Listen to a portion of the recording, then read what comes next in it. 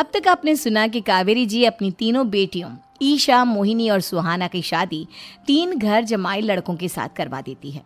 उन्हें लगता है कि ये लड़के शायद घर का कामकाज संभाल लेंगे, लेकिन उनके तीनों घर जमाई बहुत आलसी थे। वो नौकरी भी नहीं करते थे और बाहर का काम भी नहीं। कावेरी जी ने अपनी बेटियों से कहा कि वो प्रेगनेंसी का बहाना बनाकर अपने पतियों को सबक सिखाए। अब सुनिए आगे।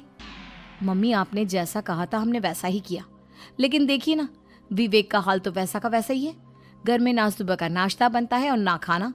नौकरी पर जाने की बात करूं तो खाने को दौड़ते हैं मुझे। हाँ मम्मी, मैंने भी सुमित को कितनी बार कहा कि अगर नौकरी नहीं करनी तो कोई छोटी सी दुकान ही खोल लो। घर का खर्चा कैसे चलेगा?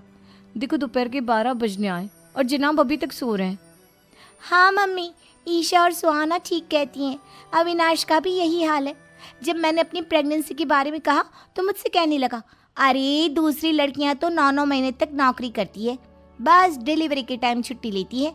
मोहिनी, तुम भी नौकरी करो। अब मुझे कहाँ नौकरी मिलेगी? मम्मी बताओ अब मैं क्या करूं?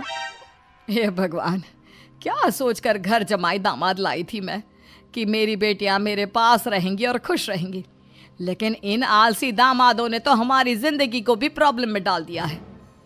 मैं तो कहती हूँ मम्मी, हम लोग वापस अपनी जॉब पर जाना शुरू कर देते हैं। बता देते हैं इन लोगों को कि हमने प्रेगनेंसी का बहाना किया है। नहीं नहीं बेटा, ऐसी गलती भी मत करना। अगर तुमने ऐसा किया तो इन तीनों की आदत और ख़राब हो जाएगी। अरे आज नहीं तो कल कभी तो तुम प्रेग्नेंट होगी, तब वापस यही प्रॉब्लम आएगी। तब क्या करोगी तुम तीनों?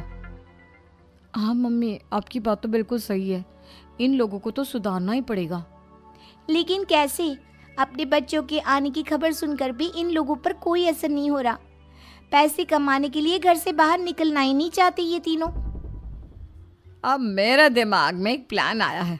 तुम तीनों चिंता मत करो, उन तीनों को बुलाओ, फिर मैं बात करती हूँ। थोड़ी देर बाद कावेरी जी अपने तीनों दामादों को सामने बुलाकर अपनी बात कहना शुरू करती हैं।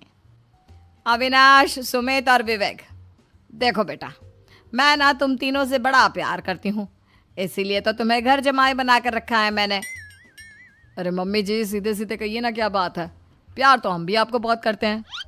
अरे मम्मी जी, आपकी इज्जत भी बहुत करते हैं। अरे भाई, आपके जैसी सास और कमाने वाली बीवी सबको मिलती है क्या? हाँ मम्मी, विवेक और सुमित ठीक कह रहे हैं। आपकी बेटी से शादी करके मेरी तो ज़िंदगी ही अच्छी हो गई है। जानती हूँ मैं, और ये भी जानती हूँ कि तुम तीनों अपने अपनी बीवियों से बहुत प्यार करते हो। बेटा, बात ऐसी है कि हमारे कुल गुरु ने कहा है कि प्रेग्नेंट होने के बाद मेरी तीनों बेटियां शुरू के 4 महीने हमारे गांव में जाकर रहेगी, जहां मेरे चाचा जी रहते हैं। अरे लेकिन क्यों मम्मी, गांव में जाकर रहने की क्या ज़रूरत है इन तीनों को? वो क्या है ना बेटा, हमारे परिवार को एक श्राप है। अगर मेरी बेटियों ने यहाँ पर बच्चा पैदा करने की कोशिश की तो उनके बच्चों को कुछ भी हो सकता है। इसलिए अब से लेकर 4 महीने पूरे होने तक इन्हें गांव वाले घर में रहना पड़ेगा। हाँ तो इसमें प्रॉब्लम क्या है मम्मी जी? हम भी वहाँ जाकर रहेंगे, पिकनिक बनाएंगे। अरे भाई, बीवी जहाँ हम भी वहाँ। हाँ यार, आइडिया तो बहुत अच्छा है। शहर की ज़िंदगी में रह रहकर परेशान हो चुके हैं, अब कुछ दिन गांव में बिताएंगे। तुम लोग समझने की कोशिश क्यों नहीं करते? तुम में से कोई भी वहाँ नहीं जा सकता, और मैं यहाँ रहूँगी ना तुम तीनों के साथ। 4 महीने की तो बात है, उसके बाद ये तीनों ही लौट कर आ जाएंगी। ठीक है मम्मी जी, अब हमारे बच्चों का सवाल है तो ये तो करना ही पड़ेगा। कावेरी अपनी तीनों बेटियों को कुछ दिन के लिए घर से बाहर कहीं दूसरे शहर में